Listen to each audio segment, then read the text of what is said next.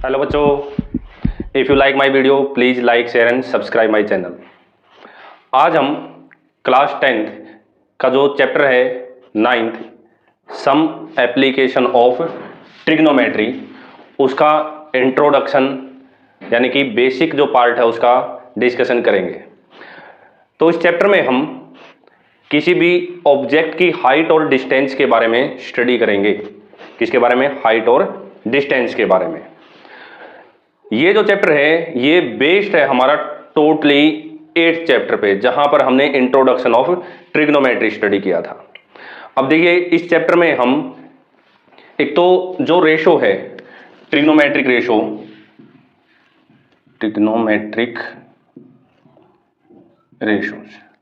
कौन सी बताई थी मैंने? फॉर्मूला बताया था आप लोगों को, कौन सा? पंडित बद्री प्रसाद हरी हरी बोल और सोना चांदी तोल। तो इसका हम यूज करेंगे P/H। जब भी P/H आएगा तो क्या बनेगा? साइन थीटा बनेगा। क्या बनेगा? Sine theta. B/H आ गया तो क्या बनेगा? C से कोस थीटा। C से क्या बना? Cos theta. और P/B आ गया तो T से क्या बन जाएगा? टेन थीटा बन जाएगा। क्या बन जाएगा? Tan theta. सेम अगर इनका रेसिप्रोकल करते हैं यानी कि रिवर्स करते हैं तो क्या होगा? H/P क्या बनेगा? Cosec theta. क्या बनेगा? Cosec theta. H/B करते हैं तो क्या बनता है? सेक थीटा बनता है। और B/P करेंगे तो क्या बनेगा? कोट थीटा बनेगा। क्या बनेगा? Cot theta. अब इस चैप्टर में हमें PH यानी कि ये भी चैप्टर जो है मैंने बताया था ये बेस्ड है कौन से? 8th चैप्टर के ऊपर। और 8 जो बेस्ड था वो था राइट एंगल ट्रायंगल पे। किस पे बेस्ड था? राइट एंगल ट्रायंगल पे। वहां पर हमने एंगल लिया था एक थीटा। क्या लिया था? थीटा। तो ये थीटा था तो ये क्या हो जाएगा? बेस। ये क्या हो जाएगा? परपेंडिकुलर। और ये क्या हो जाएगा? हाइपोटेन्यूज हो जाएगा। अब देखिए यहां पर तीन चीजें हैं जो अननोन है, PH और थीटा। PH और थीटा 1 2 3 8 चैप्टर में हमें दो मिलती थी साइडें और तीसरी हम फाइंड आउट करते थे किसका यूज करके? PGT का यूज करके। यहां पर क्या मिलेगा हमें? थीटा की वैल्यू मिल जाएगी। किसकी वैल्यू? थीटा की। एक साइड मिल जाएगी, कोई भी एक साइड मिल जाएगी, एक थीटा मिल जाएगा, तो उससे हम बाकी बचती हुई दोनों साइडें हम निकाल सकते हैं। तो एक तो हम इस रेशो का यूज करेंगे। दूसरा जो है हमने वो टेबल जो ये हमारी टेबल है साइन 0 पे 0 होगा, 30 पे, 45 पे, 60 पे, तो हम इस टेबल का भी यूज करेंगे। अब नेक्स्ट जो पार्ट आता है इसमें वो आता है क्या? Line of site. तो नेक्स्ट क्या था? Line of site. Line of site मतलब यानी कि जब हम किसी चीज को देखते हैं तो उस ऑब्जेक्ट को देखने के लिए कि इमेजिनरी लाइन बनती है ऑब्जेक्ट हमारी आंखों से ऑब्जेक्ट तक, तो वो लाइन ऑफ साइट यानी कि it is the line drawn from the eyes of an observer. भाई ऑब्जर्वर की आंखों से जो हम लाइन ड्रॉ करते हैं कहां तक? To the point in the object. Object के एक पॉइंट तक जिसको ऑब्जर्वर देख रहा है, जिसको ऑब्जर्वर देख रहा है। अब मान लो ऑब्जर्वर यहां पर है, इस पॉइंट पर ऑब्जर्वर है, ये हो गया हमारा ऑब्जर्वर। यहां से वो किसी ऑब्जेक्ट को देख रहा है। ऑब्जेक्ट जो था वो था इस पॉइंट के ऊपर, ए पॉइंट के ऊपर ऑब्जेक्ट है। किस पॉइंट पर? ए पॉइंट पर। तो यहां से जब इस ए पॉइंट को देखेगा, यहां से जब इस ए पॉइंट को देखेगा तो वो बनेगी क्या? Line of site. क्या बनेगी? Line of site. अब देखिए ऑब्जेक्ट को देख रहा है यहां पे खड़ा होकर।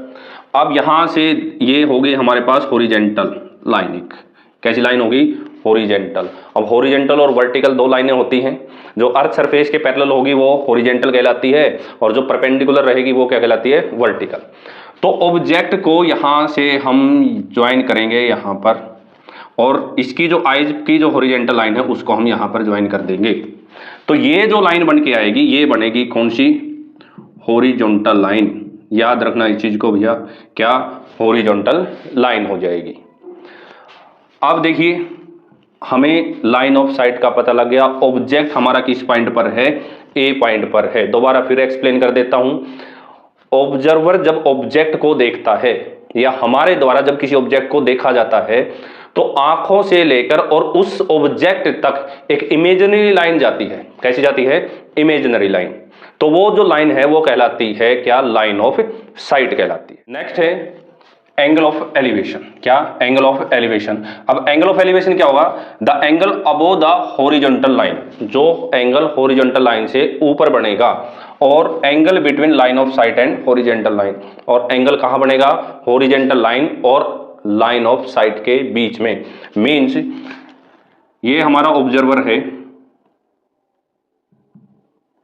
यहां ए पॉइंट के ऊपर किसी ऑब्जेक्ट को देख रहा है, ए पॉइंट के ऊपर किसी ऑब्जेक्ट को देख रहा है, तो आंखों के सामने, मतलब जैसा हम बिल्कुल सीधा स्ट्रेट देखते हैं तो वो हॉरिजॉन्टल होगा हमारे लिए। क्या होगा? हॉरिजॉन्टल। तो आंखों से हम एक हॉरिजॉन्टल लाइन ड्रॉ करेंगे, ये हमारी हॉरिजॉन्टल लाइन हो गई, और ऑब्जेक्ट को इस पॉइंट से हम क्या कर देंगे? ज्वाइन कर देंगे। तो लाइन ऑफ साइट, ये हमारे पास लाइन ऑफ साइट होगी। क्या होगी? लाइन ऑफ साइट हो गई। और ये हो गई हमारे पास क्या? Horizontal line. Horizontal line. इन दोनों के बीच में बनने वाला एंगल, इन दोनों के बीच में बनने वाला एंगल कहलाएगा क्या? Angle of elevation. Angle of elevation. देखिए सिंपल सी भाषा में अगर हम समझे, अगर हम नीचे खड़े हैं, किसी सड़क पर खड़े हैं, किसी रोड पर खड़े हैं, और हमें बिल्डिंग का टॉप देखना है, बिल्डिंग के टॉप के ऊपर कोई खड़ा है उसको देखना है, जब हम नीचे खड़े होकर ऊपर की तरफ देखते हैं तो वहां बन के आता है एंगल ऑफ एलिवेशन। क्या बनता है? एंगल ऑफ एलिवेशन बनता है। हॉरिजॉन्टल लाइन के ऊपर रहेगा। कहां रहेगा? हॉरिजॉन्टल लाइन के ऊपर रहेगा। और हॉरिजॉन्टल लाइन कौन सी? जो हमारी आईज के बिल्कुल स्ट्रेट जाती है, वो हॉरिजॉन्टल लाइन। तो उनके बीच में बना हुआ एंगल क्या बनेगा? Angle of elevation. नेक्स्ट आता हमारे पास एंगल ऑफ डिप्रेशन। तो नेक्स्ट है हमारे पास क्या? Angle of depression. Angle of depression क्या होगा? The angle below the horizontal line. ऐसा एंगल जो हॉरिजॉन्टल लाइन के नीचे बना हुआ होगा, और किसके बीच में होगा? लाइन ऑफ साइट और हॉरिजॉन्टल लाइन के। अब देखिए यहां पर कोई बिल्डिंग है, और बिल्डिंग की छत के ऊपर या टेरेस के ऊपर या बालकनी में कोई खड़ा है, यानी एक ऑब्जर्वर है जो रोड पर आती हुई एक कार को देख रहा है, या रोड के किनारे के ऊपर कोई खड़ा हुआ है ए पॉइंट के ऊपर।